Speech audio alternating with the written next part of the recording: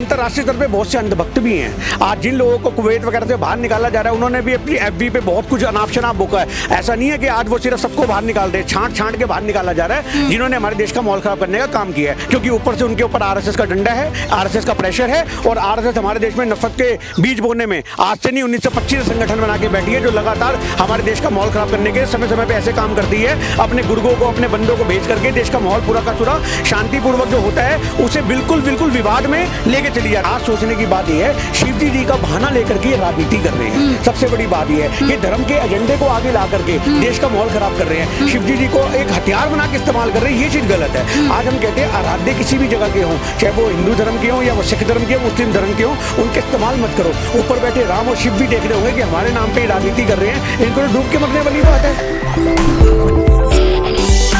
नमस्कार, मैं शालिनी झा। किस समय हमारे साथ बातचीत करने के लिए मौजूद हैं दिल्ली के कांग्रेस सचिव गिन्नी साहनी, जो एक सोशल वर्कर भी हैं और सबसे बड़ी बात यह है कि बहुत बेबाकी से अपनी राय रखते हैं। तमाम मुद्दों को लेकर इनसे बातचीत करेंगे और जानेंगे जिस तरीके से नुपुर शर्मा का बयान इन दिनों एक बड़ा बयान मुद्दा माना जा रहा है। आप देख रहे होंगे कि किस तरीके से हिंसा बार बार भड़की जा रही है और कल जिस तरीके की तस्वीर सामने आई है, जुम्मे का दिन था और तमाम बड़े बड़े शहरों में, वडोदरा, महाराष्ट्र में, सोलापुर में, देवबंद, चाहे उत्तर प्रदेश हो, दिल्ली हो, मुंबई हो, गुजरात हो, कहीं भी ऐसी तस्वीर जो है नहीं छूटी है जहां से पत्थरबाजी और ऐसी हिंसा की तस्वीरें सामने नहीं आई होगी। लेकिन ऐसे में सवाल ये उठ रहा है कि अब तक पीएम मोदी खामोश देकर क्यों बैठे हैं, इस पर एक शब्द क्यों नहीं कह रहे हैं? देखिए, सबसे बड़ी बात है, मोदी जी का काम है आग लगवाना, आग बुझाना नहीं। अगर उनके शब्द निकलेंगे तो उससे आग बुझेगी, देश का माहौल शांतिपूर्वक होगा।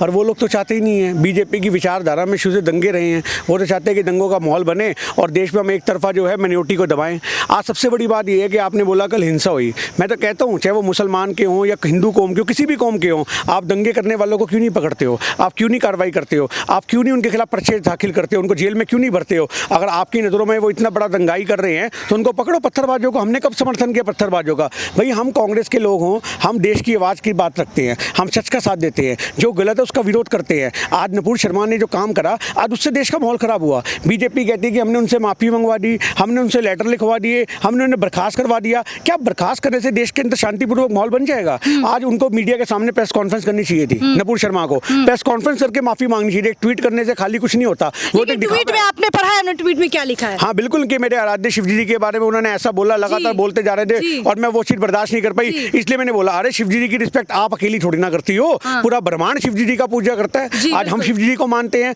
आज हम हर धर्म के गुरुओं का सम्मान करते हैं, हम इंसानियत से प्यार करते हैं। आप ये कह रहे हो शिव जी के बारे में गलत जिन्होंने बोला उनको तो लपेट के फोड़ना चाहिए था। हमने कब मना करा? आप उनको पकड़ते, जेल में बंद करते, उनके खिलाफ लाठीचार्ज भी करती पुलिस। पर आज सोचने की बात यह है, शिव जी का बहाना लेकर के राजनीति कर रहे हैं। सबसे बड़ी बात यह है, ये धर्म के एजेंडे को आगे ला करके देश का माहौल खराब कर रहे हैं। शिव जी को एक हथियार बना के इस्तेमाल कर रहे हैं, ये चीज गलत है। आज हम कहते हैं आराध्य किसी भी जगह के हों, चाहे वो हिंदू धर्म के हों या वो सिख धर्म के हों, मुस्लिम धर्म के हों, उनके इस्तेमाल मत करो। ऊपर बैठे राम और शिव भी देख रहे होंगे कि हमारे नाम पे राजनीति कर रहे हैं, इनको तो डूब के मरने वाली बात है। आज इनके पास कोई बचाव के लिए अपना कोई पक्ष नहीं होता, तो कभी शिव जी को आगे करते, राम जी को आगे करते, फिर हनुमान जी को आगे किया, बारी बारी सब भगवानों को आगे लेके आ रहे हैं। थोड़े समय पहले, साल 2 साल पहले राम जी को ही आगे लेके आते थे, उसके बाद ये धर्म के नाम पर राजनीति हो रही है। हाँ, हनुमान जी को आगे लेके आते थे, मतलब सब भगवानों का इस्तेमाल कर रहे हैं। सोचने की बात ये है ना, आज नुपुर शर्मा के बयान से अरब देशों ने इनका कितना तगड़ा बायकॉट किया। आप ये देखिए, उसका नुकसान कौन भरेगा? उसका नुकसान आप और हम जैसी आम जनता भरेगी, देश की गरीब जनता भरेगी, जिसके ऊपर महंगाई की मार लगातार बढ़ती जा रही है।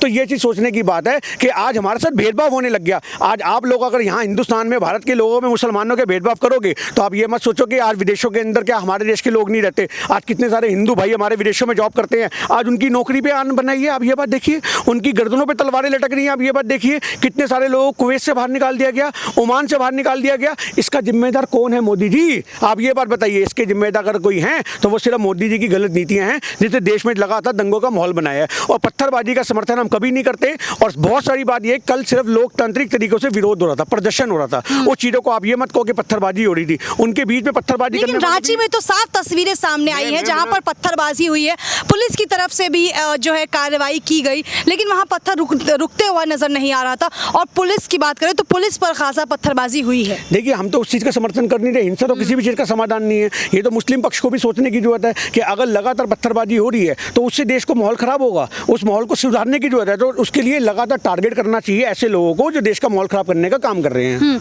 आपको लगता है कि लोगों का मानना है कि जब मुस्लिमों पर बात आती है तो अरब कंट्रीज जो है सारी मुस्लिमों के पक्ष में आ जाती है, लेकिन जब हिंदुओं के भगवान को जो है नीचा दिखाया जाता है, अपमानजनक बातें कही जाती हैं, तो उस वक्त कोई स्टैंड नहीं लेता है। किसने कह दिया आपको? हिंदू महासभा, आरएसएस, विश्व हिंदू परिषद, कितने सारे संगठन है हमारे देश में हिंदुओं की आवाज बनने के लिए। आपको किसने कह दिया कि हिंदुओं के समर्थन में कोई नहीं है? अरे 80% देश की आबादी हिंदू हो, उनके समर्थन में तो आधी से ज्यादा। लेकिन अंतर्राष्ट्रीय स्तर पे भी सपोर्ट करने वाले बहुत से लोग हैं, ऐसा नहीं है। पर अंतर्राष्ट्रीय स्तर पे बहुत से अंधभक्त भी हैं। आज जिन लोगों को कुवैत वगैरह से बाहर निकाला जा रहा है, उन्होंने भी अपनी एफबी पे बहुत कुछ अनाप शनाप बोका है। ऐसा नहीं है कि आज वो सिर्फ सबको बाहर निकाल रहे हैं, छांट के बाहर निकाला जा रहा है जिन्होंने हमारे देश का माहौल खराब करने का काम किया है। आप ये मत कहो हिंदुओं के समर्थन में कोई नहीं है। भगवान सबके लिए पूजनीय होते, किसी भी धर्म के हो। हम कभी भी मुसलमानों का साथ नहीं देते, मैं कभी हिंदू का साथ नहीं देता, मैं किसी सिख का साथ नहीं देता। हर धर्म के अंदर कुछ दलाल लोग होते हैं, हर धर्म के अंदर कुछ गद्दार लोग होते हैं। सिखों में भी खालिस्तानी बसे हैं, मुसलमानों में भी कहीं आतंकवादी बसे हैं, और हिंदुओं में भी बहुत से आतंकवादी हैं जिन्होंने देश का माहौल खराब करने का काम किया। पर आप ये सोचो कि सारे लोग एक ही थाली के चट्टे बट्टे हैं, तो ऐसा कभी नहीं होता। 5 उंगलियां बराबर नहीं होती। आज कुछ मुट्ठी भर लोगों की वजह से सारे हिंदुओं को या सारे मुसलमानों को बदनाम करना, यही तो राजनीति है। इस राजनीति से हमें बचने की जरूरत है और भाईचारे को बनाने की जरूरत है। बॉलीवुड में भी 2 गुट नजर आ रहा है। कंगना रनौत जहां नुपुर शर्मा के साथ खड़ी नजर आ रही हैं, वहीं नसरुद्दीन शाह ने अपने हालिया बयान में कहा है कि प्रधानमंत्री मोदी ने जो अभी जो स्टेप लिया है वो पहले ले लेना चाहिए था, और जो भी किया है वो एक बड़ा स्टेप नहीं है। उनका मतलब है कि जो मन की बात है उस पर प्रधानमंत्री को सामने आकर इस पर चर्चा करनी चाहिए, बात करनी चाहिए। देखिए, एक छोटी सी बात ये होती है, मन की बात मोदी जी को सुनता नहीं है। आज ये मन की बात को साइड किया जाना चाहिए। प्रधानमंत्री को प्रेस कॉन्फ्रेंस की जरूरत है। आज देश के बहुत से मुद्दे छुपाए जा रहे हैं। आज मोदी जी जितनी बेबाकता से बोलते हैं, भाषण देते हैं, अरे ओ दीदी दीदी करके चिल्लाते हैं, तो मोदी जी महंगाई के मुद्दे पे चिल्लाओ, देश में जो माहौल खराब हो रहा है उसके मुद्दे पे चिल्लाओ, आप सभाएं करो, आप लोगों के माहौल के बीच को उसको भाईचारे को बनाने का काम करो। पर मोदी जी लगातार क्या काम करते हैं? सिर्फ चुनावी रैलियों के वक्त निकलते हैं। वो नहीं निकलेंगे, जिससे मोदी जी को पता है कि उनके एक बयान से देश का माहौल सुधर सकता है, पर वो नहीं निकलेंगे क्योंकि ऊपर से उनके ऊपर आरएसएस का डंडा है, आरएसएस का प्रेशर है। और आरएसएस हमारे देश में नफरत के बीज बोने में आज से नहीं 1925 संगठन बना के बैठी है, जो लगातार हमारे देश का माहौल खराब करने के समय समय पे ऐसे काम करती है। अपने गुर्गों को, अपने बंदों को भेज करके देश का माहौल पूरा का पूरा शांतिपूर्वक जो होता है उसे बिल्कुल विवाद में लेके चली जाती। तो आज हम ये बात कहते हैं कि मोदी जी, आपको प्रेस कॉन्फ्रेंस की जरूरत है, देश के बेरोजगारी के मुद्दों पे बोलने की जरूरत है। 45 साल की जो बेरोजगारी का रिकॉर्ड था वो टूट चुका है, देश बर्बादी के कगार पे खड़ा हुआ है, उसको बचाने के लिए प्रेस कॉन्फ्रेंस करो और खुल के सामने आओ। तो क्या लग रहा है ये हिंसा पर लगाम कब लगेगी?